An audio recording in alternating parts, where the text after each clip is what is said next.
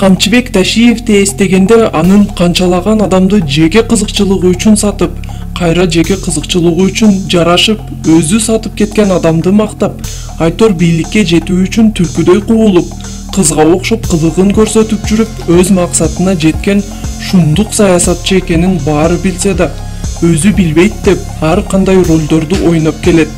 Садыр досунун камалып калган учурунда колдобой, Жээнбековду шайлоо учурунда колдой калып, Садырдын электоратын пайдаланып, Жээнбеков сатып кеткенде Садырды мактап калганына таң калбаңыздар. Урматтуу туугандар, мен дагы мына алдыңыздарды айтып кетейин, өзүмдүн президенттикке болгон талапкерлигимди бүгүн официалдуу түрдө алып турамын.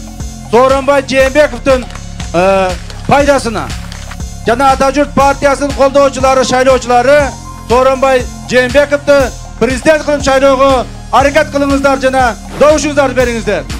Ташиев ар дайым бийликчил жана байлыгы көп адамдардын кандосуна айланат дагы, элди жең ичинен башкарып, каалаганча тайраңдап укмуштуудай байып кетүүнүн амалын кылат. Мындай өз позициясында турбаган, досторун бийлик, байлык үчүн сатып, алар бийликке, байлыкка жеткенде чуркап келе калган Ташиев, албетте кыргыз жерин көз ирмебей сатып жиберүүдөн да тайманбайт. Этеги толо акчага толуп, Кыргызстанда кош бийлик жаралып, кыргыздын жер сууларын жалгыз өзү чечип калганын көрүп жатасыздар. Кыргыз эли мындай шулуундарды ордуна коёр азаматтары чыгып, Кудайдын амири менен ордуна коёт деген үмүттөбүз. Тууралуу деп чогулуш болот деп келди Ташиев.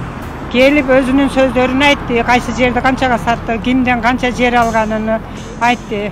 Бирок биз Кампирабад суу сактагычынын сатылганына наразыбыз элдер. Анан элдер көп көйгөйлөрүбүздү, маселелерибизди айтайлы деп келдик эле, айтылган жок. Чогулуш канаттандырарлык болгон жок.